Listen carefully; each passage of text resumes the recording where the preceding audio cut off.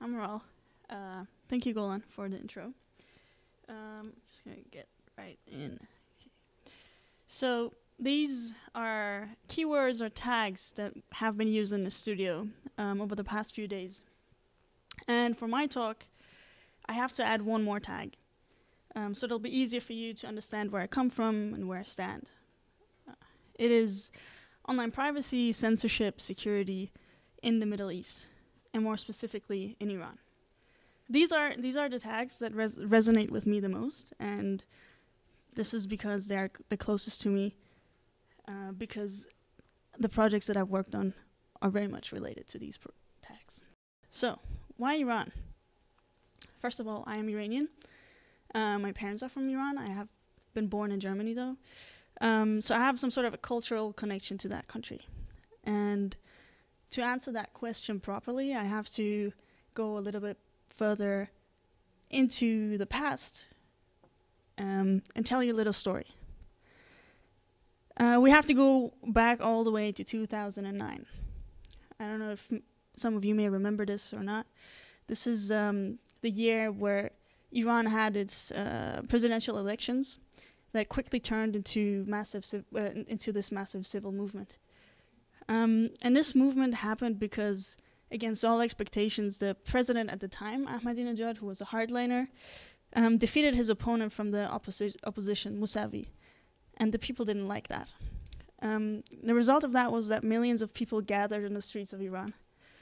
And you can see the color green here.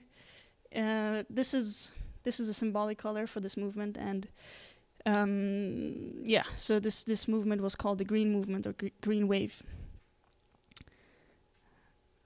And this is what happened offline in Iran. And this is what happened offline in Iran as well, but it also happened online, and not only in Iran. This is Neda, one of the countless civilians who got shot and killed during the protests in Iran. Her death was one of the most, let's say, iconic ones and most viral ones, if you wanted to say that too. And it's interesting to say that YouTube never took down this video from the platform. Also, this video was, or this death was captured from two different perspectives. So we have two videos of this video being of this death being recorded, and it always kind of it's kind of hard for me to see these videos over and over again.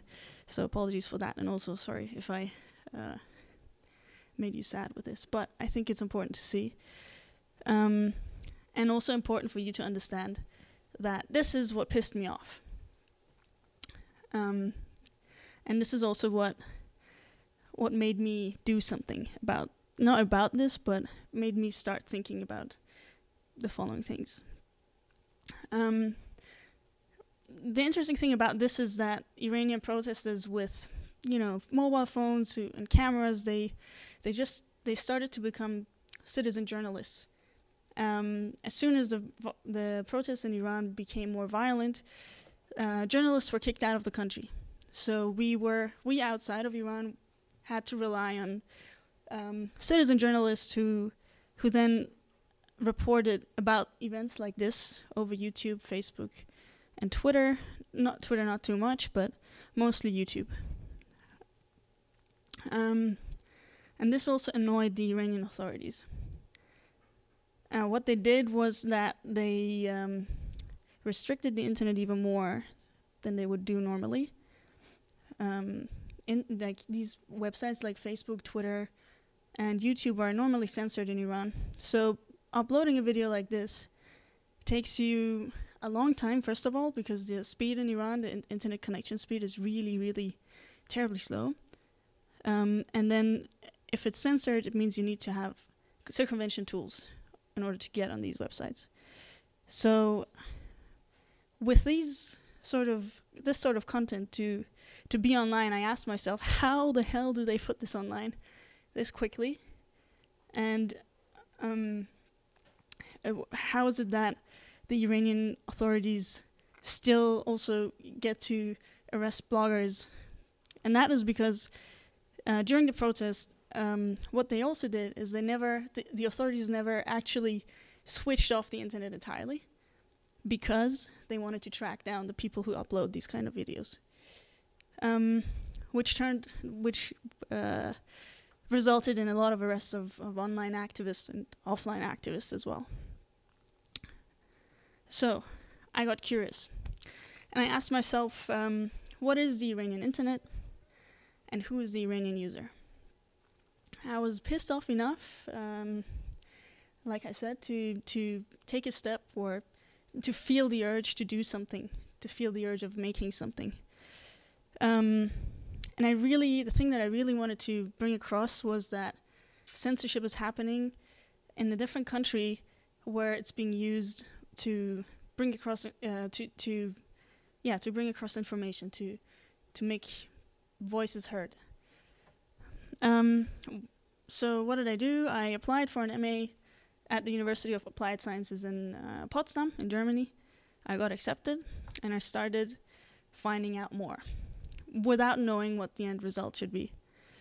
And I'm a designer, so I'm not a researcher, but I had to get in touch with a lot of other people who knew a lot more than me. So I spoke to journalists, activists, bloggers, you name it, and then started drawing the bigger picture in the way that I would understand it. This is the information pool. This is how I like to refer to it. And what I did here is that I started clustering and relating the information that I got. And then I started simplifying what you see here, because that, even though it's quite easy to understand, but even more boiled down. So I started structuring it further. There's a step in between this and that, but I wanted to show you other things as well. So this is the end result, which answers the question for me about what the Iranian internet is and who the Iranian user is. So this visualization basically drills through the various fields of the Iranian internet. And what I'm going to do now is to walk you through the different panels. This is the first panel, and it's based on numbers that I got. It's basically telling you about the internet penetration in Iran and where you are connected and where you're not connected. So people who are in urban areas, they are the only ones who have access to the internet, to the infrastructures of the internet. And the number of internet users is not a number you can rely on. So you get different numbers from different institutions, and the government itself, it tells you one thing a week from now, and then 2 weeks later they tell you a different thing. So you can't rely on the numbers you get there. Instead of finding only one number, I decided to visualize the problem and show the viewer of this project that there is intransparency happening and there's a conflict of numbers. The second panel is basically looking at the black part of the previous panel, which is where the connection happens, where you're online. This illustrates what the internet is not a geographic place, but if it was, what would it look like in the Iranian context? So if you look at this, in the core of this visualization, you have the so-called halal internet, which is the pure and censored internet that Iran is trying to achieve. And so the thicker lines, for example, they symbolize slow connections, and the dark, big squares are the Iranian ISPs, and the white ones are the outside, the ISPs that are not in Iran. Yeah. So then you go even further. You look at,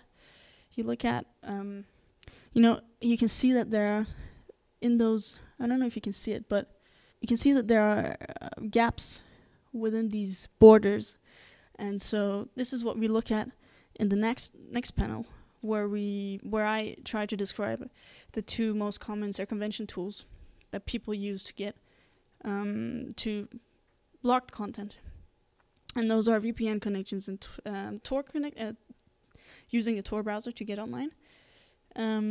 Once you have that, what can you do?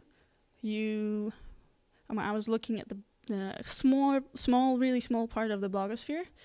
And so here are only four sort of sections of it. So you have WordPress, Blogger, Iranian blog hosts, and private domains.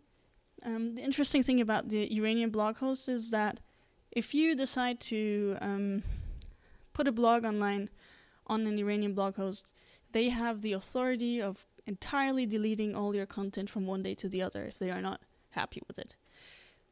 What they can't do is to delete a blog on a non-Iranian blog host. And so a lot of people decide to go on Blogger, and which is one thing that is also interesting is that this is sliced into 3 different locations. The core one is the people who are living inside Iran.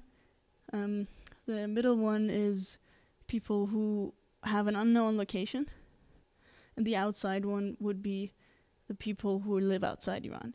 And so what was interesting with a small sample of data that I had, I saw that a couple of people outside of Iran decided to have blogs on Iranian blog hosts. And that can have several reasons.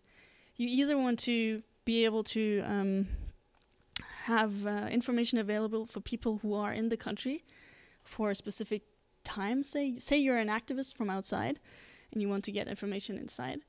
The easiest way is to use an Iranian blog host, but that means also as soon as they see you, as soon as they see that you're writing critical content, they take your blog out. So it's basically, this is the way that I would like to think about those outsiders. But they could also just be hardliners themselves, or, I don't know, just curious about and testing other things. And then I asked myself, who are the people who are the online activists, who are the people who are writing these blogs, for example. And so this panel is looking at the cybercriminals as described by the authorities in Iran. You can see 5 stories here of people who have faced authoritarian, what do you call it? They have faced some troubles with the authorities. The guy in the middle, this dude here, he was the first blogger who died in prison. What happens to bloggers and activists in Iran is that they just get treated like criminals who murder people, people who rape, and like actual criminals, like really, really hardcore criminals. And they get tortured. But so for example, this Omid, he was arrested twice. The content that he wrote on his blog was just satirical poems, and he was writing about music. That was all. So it's super arbitrary. So you can't really predict whether you fall under a specific criteria of the regime that makes you a dissident. So sometimes you don't even know that you are a dissident, which is also really painful. The last panel would be to show where the power comes from. What is the governmental structure that actually makes the decisions of arresting these people, or making laws, or conceptualizing the stupid halal internet, right? That's obvious. So I won't go into detail because this is not made for the screen. This is made for exhibitional purposes. And which I'm really grateful for this creating some noise without actually, I just put it out, and then really quickly it generated a lot of noise, which is awesome. Which was exactly what I wanted, because people started talking about this. And I think also it generated noise because it was a convenient point in time to speak about Iran, first of all, and about visualizations as well. And then one thing that happened after this, because, this was an MA. It wasn't made for the screen. There was never an online version of this. A friend of mine said, we need to do something about this. we need to make this more accessible for people who aren't in the space. So he's a filmmaker, and he put this into motion, and I'm going to show this to you now. People say the internet has made the world a smaller place. Internet access means access to information, and some people are pushing for free and open access to be considered a basic human right. We know that censorship happens in our backyard too, but one country that certainly doesn't allow a free flow of information is Iran. No one knows exactly how many Iranians have access to the internet. Estimates vary from between 15 to 47%, depending on who you ask. For example, Iranian officials once declared that 17 million Iranians were on Facebook, then 2 weeks later reduced that figure to 6 million. Sometimes it suits the Iranian government to declare that Iran is well connected, and sometimes it doesn't. All we know for certain is that there are people online surfing through a filtered and censored internet. The Iranian government is threatening to build what they call a halal, or pure internet, and switch their users off from the World Wide Web entirely. Each user is under the watchful eye of the government. Each click, each website visit, each email sent, and each blog entry written is seen and recorded by the cyber police. Private households are limited to painfully slow connections. Service providers are forced to filter the web, making thousands of websites inaccessible. Some Iranians, however, use technologies to break free of the halal net, though none of the exit routes are entirely secure. Canada-based Hossein Darakhshon, who many call the Iranian blogfather, was the first person to provide a step-by-step guide to blogging in Farsi. Today, the Iranian blogosphere is one of the largest in the world. But whether bloggers are for or against the government, all run the risk of having their blogs filtered if they say the wrong thing. Major foreign hosts like WordPress or Blogspot are filtered, yet bloggers inside Iran still choose these platforms because the government has full control over all blogs and websites hosted within the country. Iran has started a soft war against users who refuse to play by the rules. Iran's new cybercrimes law is vague and unreasonable and is being used to inflict harsh punishments on computer users. Omid Mirsayofi was the first Iranian blogger to die in prison. He blogged about music and wrote satirical poems and stories. His is just one of many cases. Hossein Darakhshon was accused of being a spy and imprisoned for 20 years while visiting his family. Because it only takes a few clicks to become a dissident, Iran is full of accidental activists who are caught up in the crossfire of the soft war.